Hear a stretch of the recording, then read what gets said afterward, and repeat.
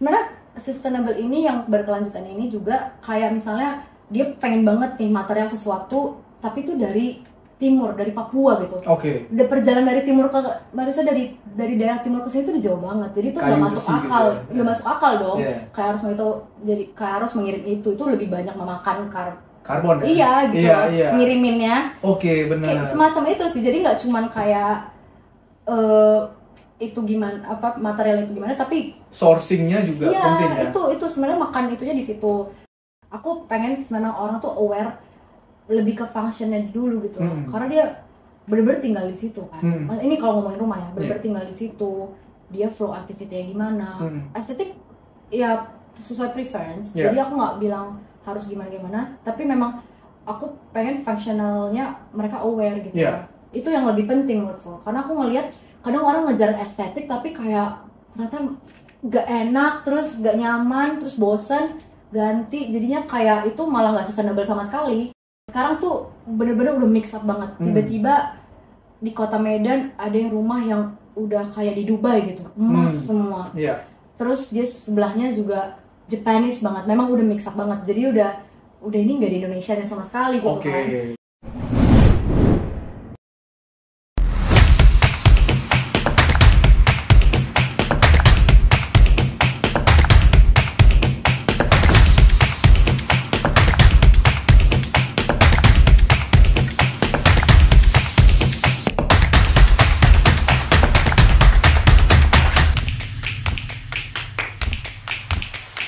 Bicara soal interior design tentunya tidak terlepas dari perkembangan teknologi ya.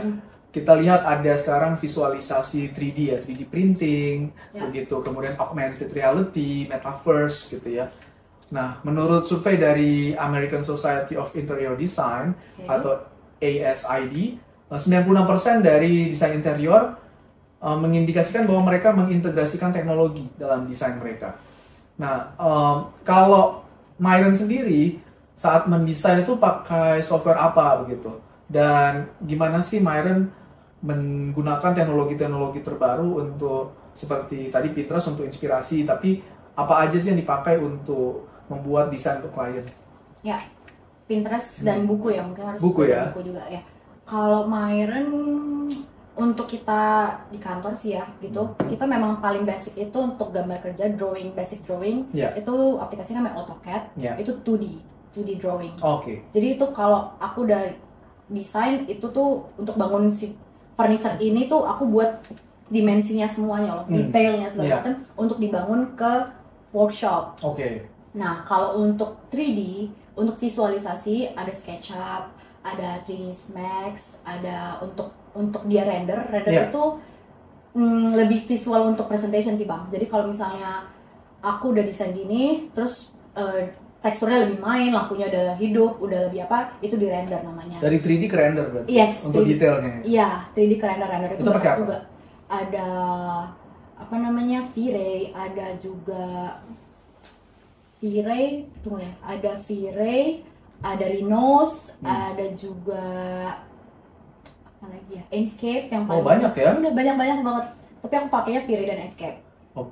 Dan itu semua saat kita desain itu apakah ada coding lagi atau itu langsung pakai pulpen ke layar gitu atau pakai mouse aja biasanya? Nggak ada sih codingnya, cuma pakai mouse. Karena tuh garis ketemu garis, dimensi ketemu dimensi, volume. Pokoknya itu nggak ada sih codingnya. Iya. Menarik banget. Kalau saat desain nih ruang tamu gitu ya untuk seorang klien, itu dari sejak ketemu klien sampai selesai rendering 3D dan dipresentasikan klien itu paling cepat bisa berapa lama ya? Untuk ruang tamu toh? Untuk ruang tamu, tentunya yang nggak terlalu kompleks ya.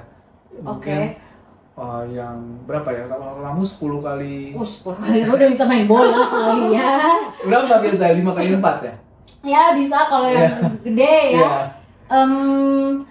Tergantung sih. Kalau klien udah tahu mau apa atau dia yang kayak tolong dong desainin, aku cuman suka gini dan kita yang ini beda waktunya. Kalau mereka udah langsung pengen tahu, aku tuh punya anak 3 misalnya, aku dan suami punya anak 3, aku juga masih yang paling kecil masih bayi, perlu playground, ada segala macam. Itu kalau udah jelas di awal itu sangat membantu ya. Seminggu 2 minggu udah bisa. Udah bisa ya? Iya, untuk satu ruangan ya misalnya. Bisa, nggak selama itu sih Bang. Bisa 2 minggu ya, kalau itu udah clear semua informasinya seminggu hampir. Wow, sangat cepat ya? Cepat sih. Luar biasa, ya, luar gitu biasa. kok.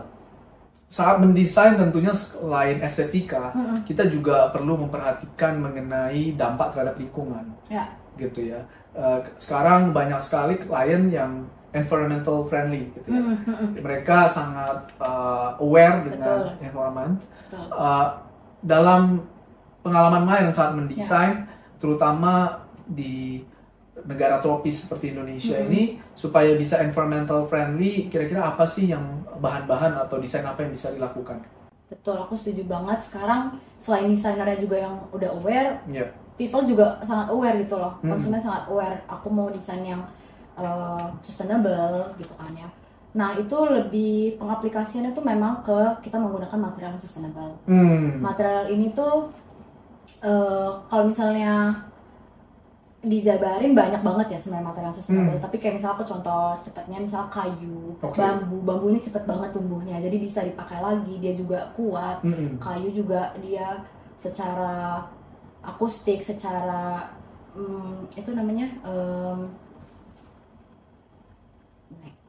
kayu, bambu, lalu juga batu alam, segala macam. Banyak banget material yang akustik.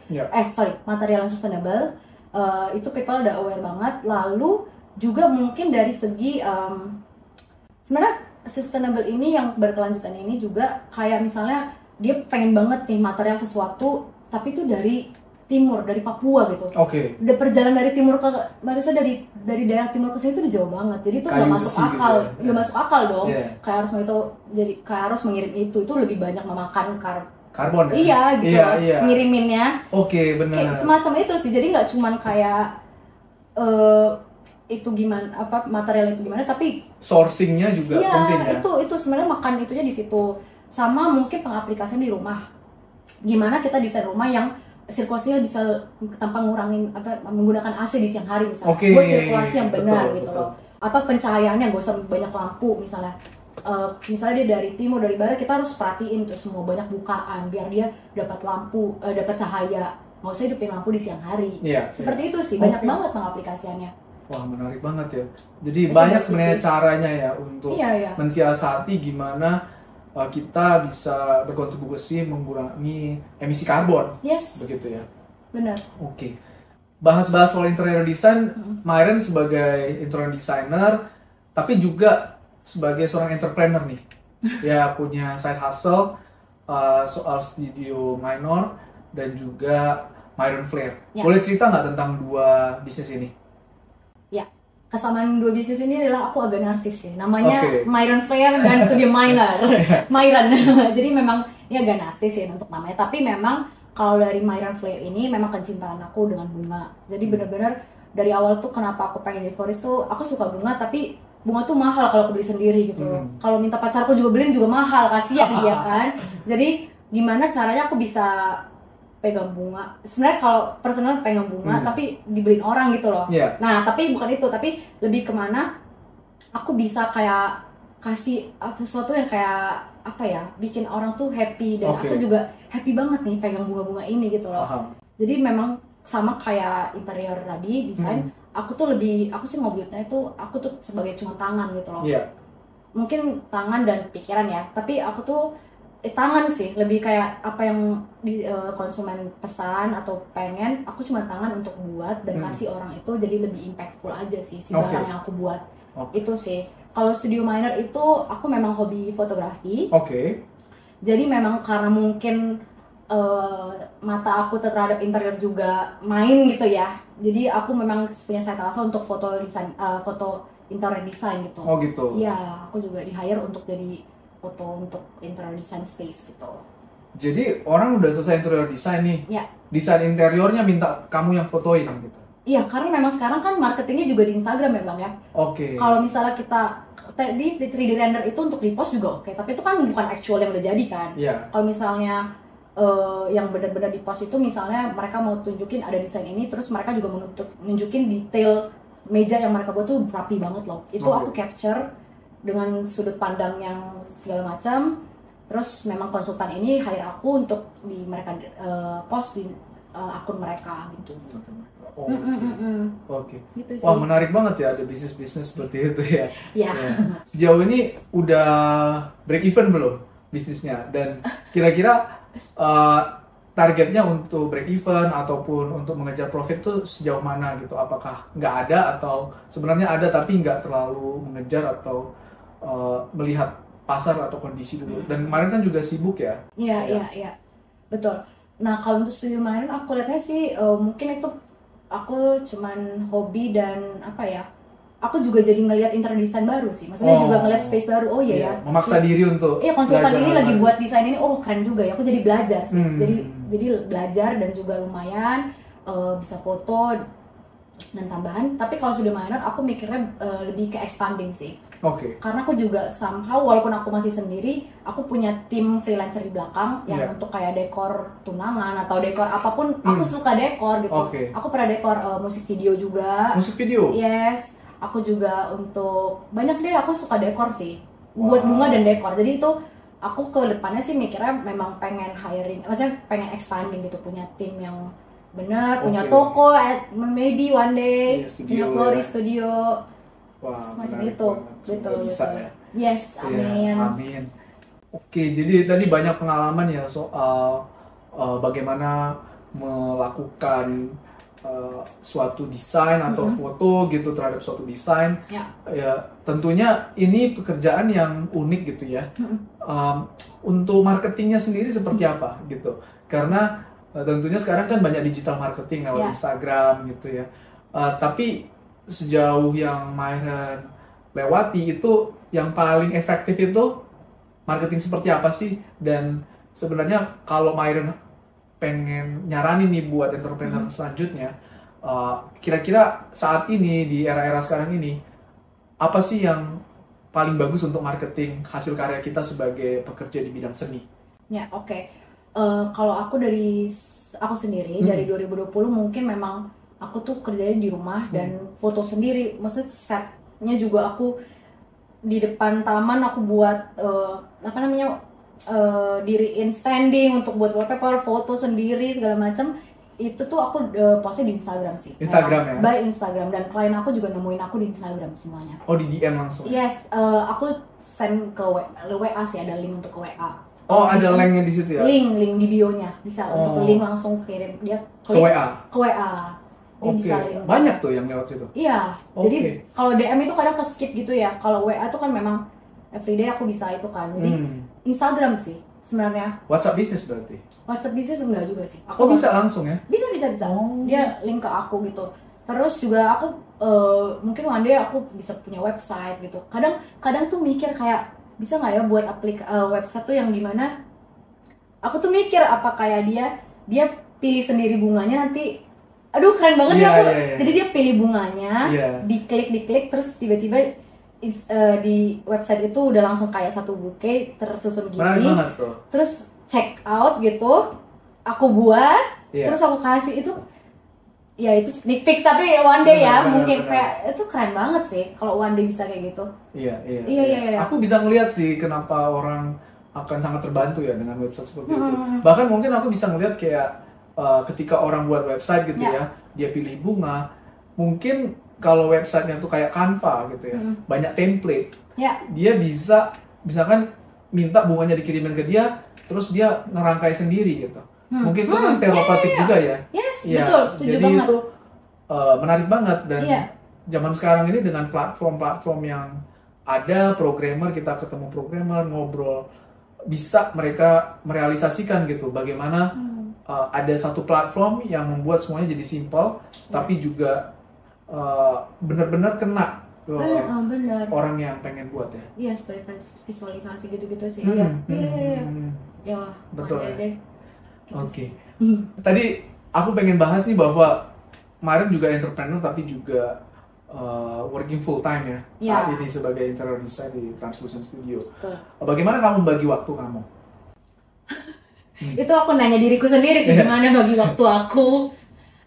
Kebetulan memang pas aku buka Myra Flair di 2020 tuh masih ada yang kayak hybrid sih, masih online offline gitu kan kerja, WFA dan WFO. Tapi sekarang udah full WFO. Yeah. Aku memang membatasi untuk penerimaan order ini di weekend. Weekend jadinya. Oke, jadi dikirimnya sekarang. Minggu ya?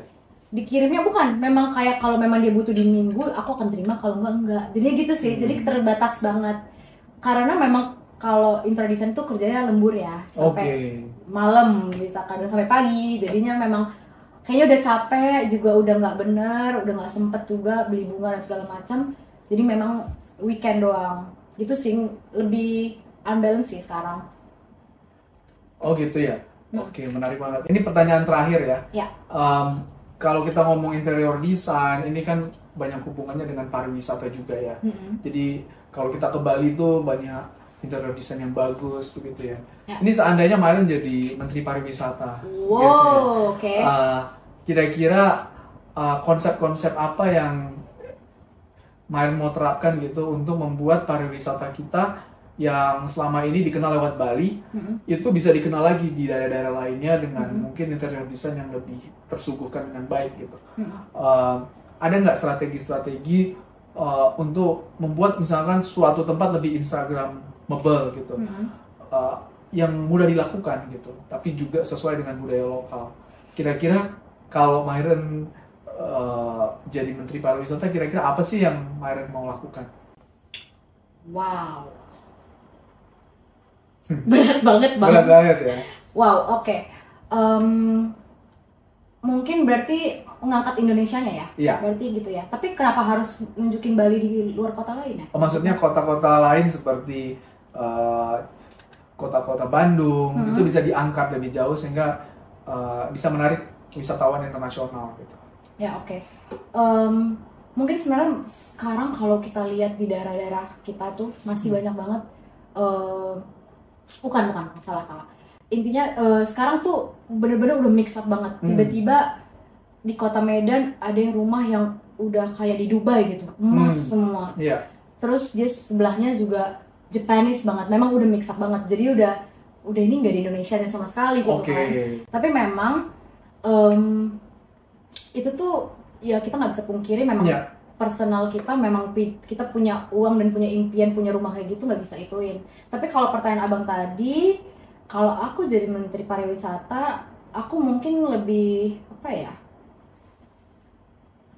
Lebih ini sih, lebih kasih awareness sih. Maksudnya pakailah mungkin bahan-bahan desain yang vernakular gitu, bahan yang memang dekat dari kita gitu loh. Memang kalau memang di daerah mana gitu lebih batunya lebih daerah itu, manfaatkanlah itu. Maksudnya memang kita lebih unik ya. Iya, benar. Jadi memang kekayaan daerah ini tuh memang memakai batu yang ini gitu loh. Jadinya memang lebih kaya gitu loh, lebih apa ya namanya? Lebih kerasa, lebih lokal ya, betul. Terus misalnya juga pakailah bambu memang Indonesia kita punya bambu itu jenisnya banyak banget loh. Iya ya? Banyak banget, aku nggak tahu angkanya berapa, tapi itu bambu ribuan, banyak banget.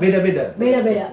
Diameter atau apapun tuh nggak tahu deh. Kalau pokoknya beda-beda semua, ada yang ruasnya segini atau apa, itu ternyata desainnya jenisnya beda-beda. Manfaatkanlah kayak material-material memang ditemukan di Indonesia gitu. Jadi jangan terlalu ini sih mungkin berfokus kayak pengen style luar negeri mungkin. Tapi aku juga nggak bisa kiri sih, karena aku juga nggak desain juga kadang style yang sesuai klien mau kali ya. Betul. Ya. Tapi gitu sih bang. Menarik. Oke, mungkin gitu. Belum memuaskan jawabannya. Nggak apa-apa, bagus kok. Belum tentu jadi menteri, tapi amin. Tapi nggak tahu deh, kalau belum kepikiran sih gimana.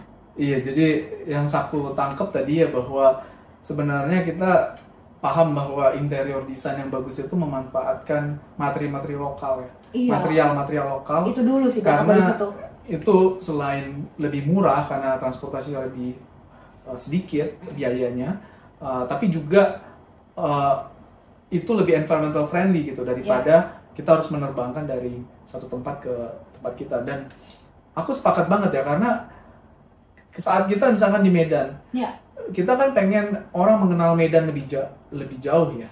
Dan kita bisa tonjolkan misalkan rumah kita ada ornamen-ornamen yang sangat dekat dengan budaya lokal, budaya Melayu, budaya-budaya di daerah sekitar Medan dan seterusnya. Tapi ini mungkin orang belum sadar ya, dan terlalu fokus pada interior-interior mereka temui saat jalan-jalan di luar negeri gitu, dan mereka bawa ke Indonesia, which is bagus, tapi ada loh alternatif lain gitu ya. Dan ini juga menarik gitu karena Pak Jokowi juga bilang bahwa kita harus percaya diri dengan kualitas dari barang-barang Indonesia gitu, karena sama bagusnya tapi dengan harga yang lebih murah, dan ini tentu akan membangun ekonomi di sekitar kita gitu. Menarik banget. Beyond that, tapi aku percaya, bukan percaya sih, aku lebih tim function over aesthetic gitu loh. Sebenarnya aku pengen memang orang tuh aware lebih ke functionnya dulu gitu loh. Karena dia bener-bener tinggal di situ kan. Ini kalau ngomongin rumah ya, bener-bener tinggal di situ, dia flow aktivitasnya gimana. Estetik ya sesuai preference, jadi aku nggak bilang harus gimana-gimana, tapi memang aku pengen functionalnya mereka aware gitu. Itu yang lebih penting menurutku, karena aku ngelihat kadang orang ngejar estetik tapi kayak ternyata gak enak, terus gak nyaman, terus bosan, ganti, jadinya kayak itu malah gak sustainable sama sekali. Jadi aku pengen orang aware desain yang mereka pilih itu sustainable gitu loh, berkelanjutan untuk for future, evolve gitu loh. Oke, menarik banget ya. Ya, jadi sustainability itu jadi kunci ya untuk semua interior design. Oke, satu pertanyaan lagi sebelum kita tutup ya. Yaitu orang kan pengen rumahnya bagus nih, tapi mungkin nggak semua orang punya uang untuk beli rumah. Udah beli rumah mungkin nggak punya uang untuk hire interior design. Nah, untuk orang-orang seperti ini, tips-tips kamu apa gitu ya? Yang pastinya memang butuh interior design ya untuk lebih fokus lagi. Tapi ada nggak tips kamu untuk orang-orang atau pasangan yang mungkin pengen DIY tadi ya? Iya. Menurut aku nggak apa-apa banget sih. Karena memang sekarang aku udah, orang sekitar aku juga udah aware gitu loh bahwa aku kayaknya cocok deh furniture ini. Misalnya loose furniture yang aku lihat di toko mana itu bagus ke rumahku dan segala macam. Menurut aku kalau mereka aware dan begitu tuh nggak apa-apa, dan mereka juga memang nggak harus interior design, nggak apa-apa. Tapi lebih kayak apa ya? Mungkin research, baca juga kali, maksudnya untuk ergonomisnya dan segala macam sih. Itu lebih, aku pengen dia sustainable juga rumahnya, karena kalau mereka nggak dapat dari expert, maksudnya kayak misalnya mereka nggak tahu, dikasih tahu dari expert gitu, dari interior designer harusnya gini-gini, warnanya yang cocok ini dan ini, jadinya nggak sustainable, kurang pas gitu, jadinya ganti lagi gitu. Mungkin dengan baca buku dan segala macam oke juga sih, nggak apa juga. Soalnya banyak banget sekarang juga orang yang jadi interior decorator, jadi mereka nggak sekolah interior design juga bisa, dan bisa jadi apa ya, kasih ilmu interior design gitu loh. Iya. Tapi tentunya untuk riset itu kan butuh waktu, dan waktu itu sebenarnya uang juga kan. Jadi mungkin lebih bagus memberikan waktu itu kepada interior design, bisa selesai dalam 2 minggu gitu ya. Tapi memang dengan biaya yang lebih tinggi. Itu investment menurut aku. Apalagi kan true. Kalau kita punya ruangan yang bagus, kita bisa lebih produktif. Iya, benar. Iya, bisa ngasilin uang lebih banyak kan. Karena kita bisa lebih happy, kita bisa punya inspirasi, kita bisa meeting more people gitu in our space gitu. Menarik banget, teman-teman semua.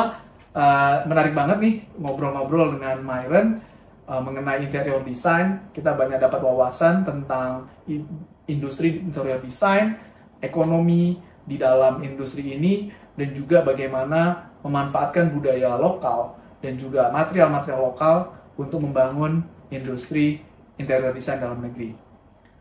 Untuk itu, jangan lupa untuk terus subscribe, like, dan komen di Romora Edwards Podcast Channel.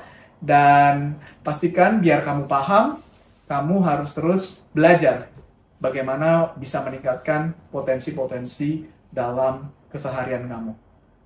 Oke teman-teman, sampai jumpa di podcast Romora Edwards selanjutnya. Bye-bye! Bye!